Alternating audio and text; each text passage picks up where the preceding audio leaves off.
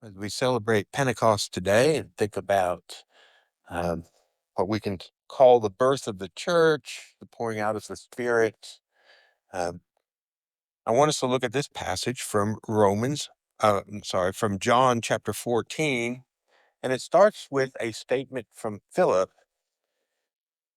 Philip says, "Lord, show us the Father, and it's enough for us." Mm. Well, bad news, Philip.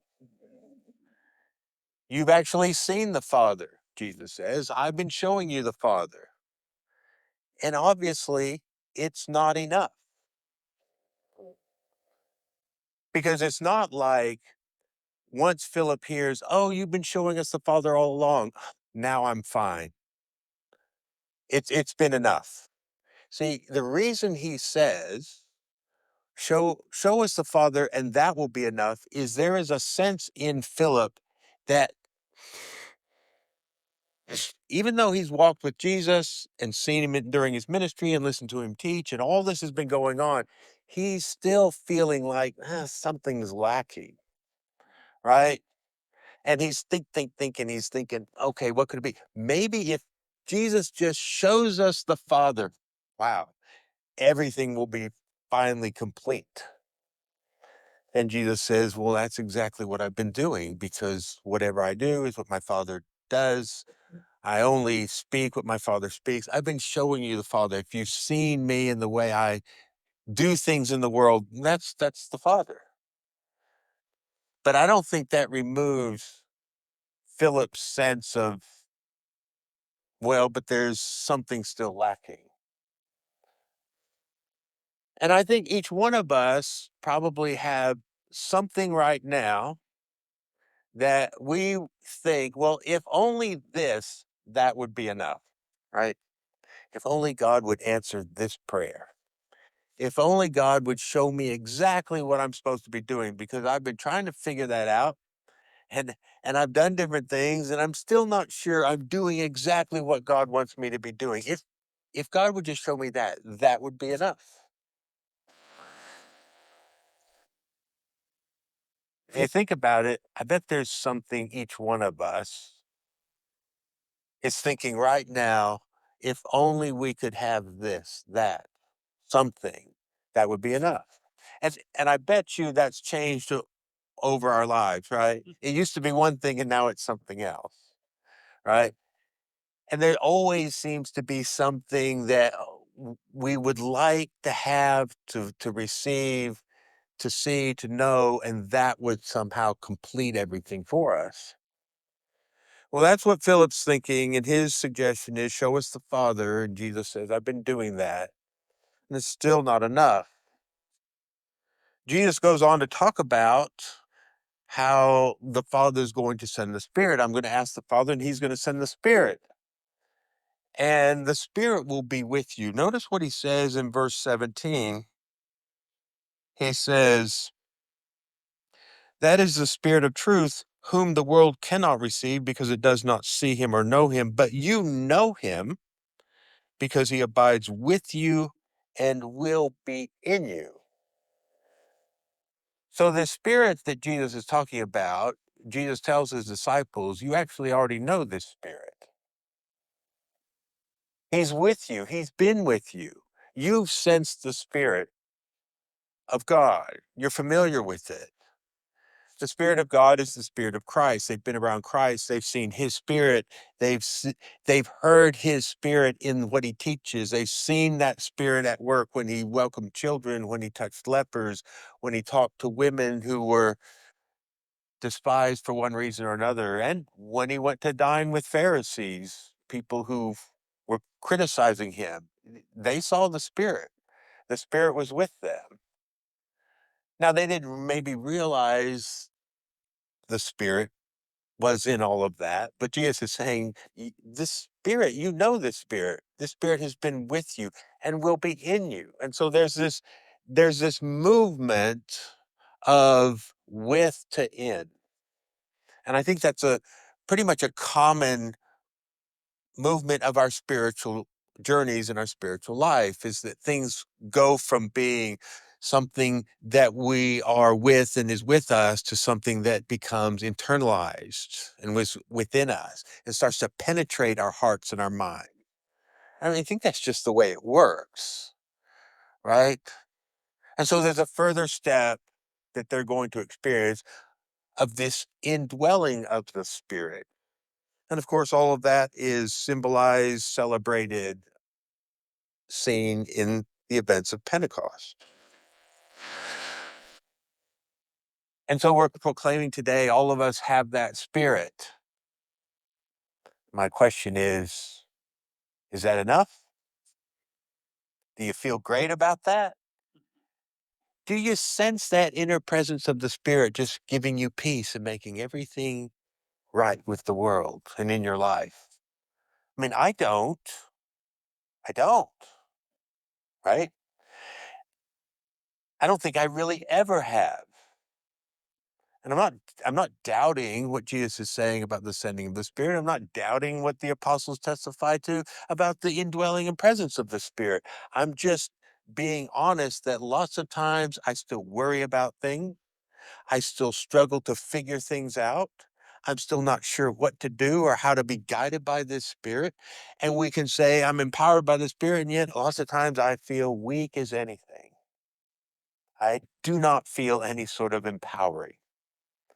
In fact, I feel like other people seem to have it more together than me. And what's wrong with me? Anyone else kind of feel that way at times? Amen. Yeah, where's the leading? Where's the guidance? Where's the help? Where's the comforter? Where's the advocate? And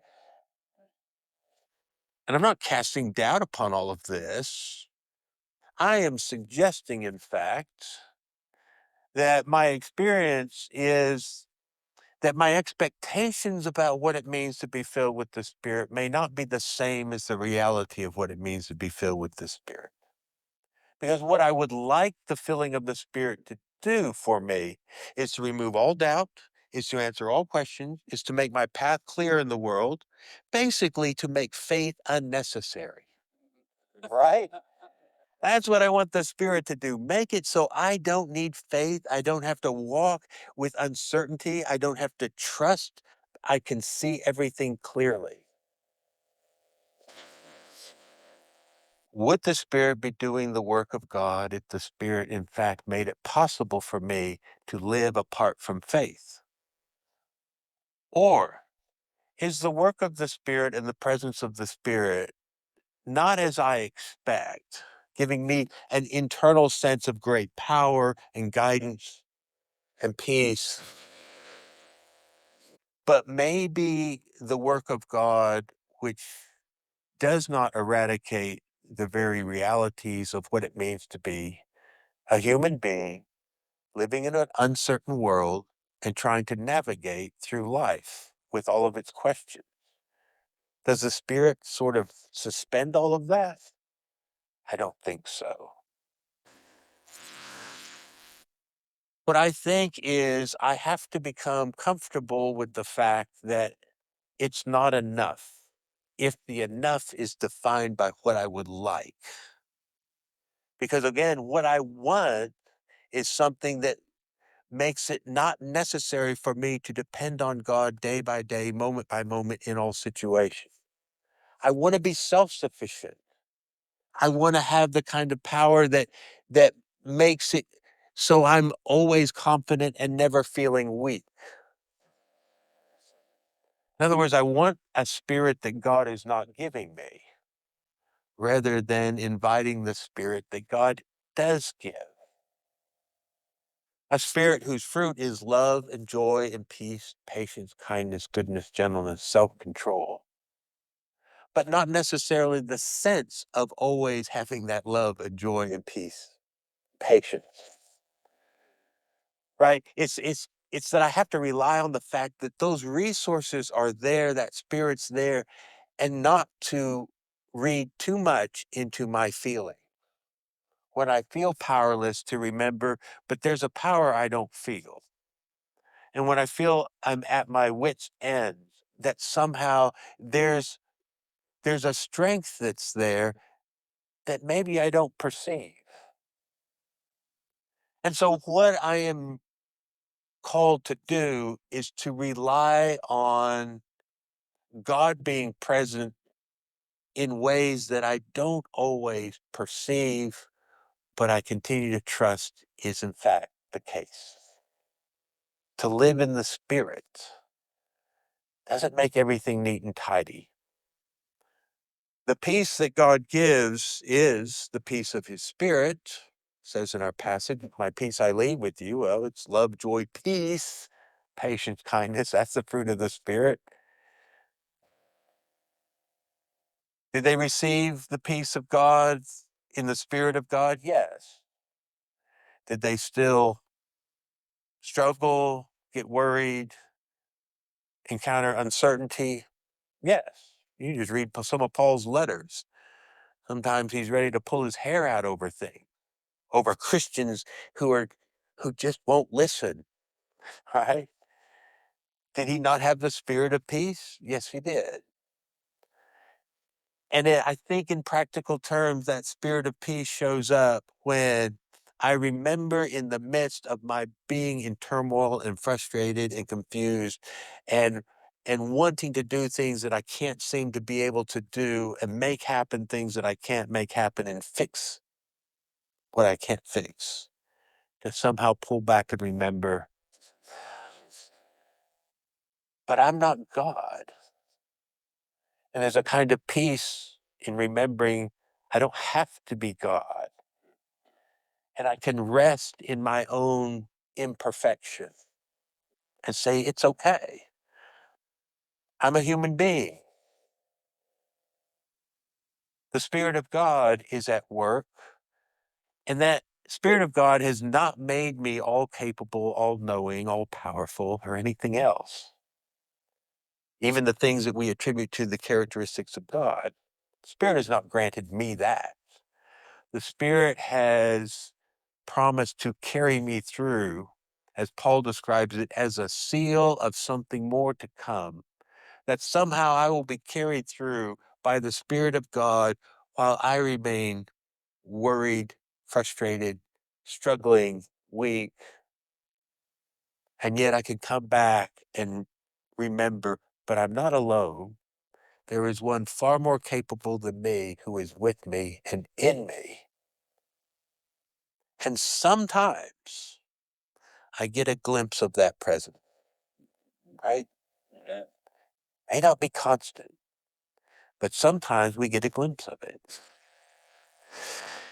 And many of the times when I get a glimpse of that spirit's presence is when I'm together with others who have that same spirit.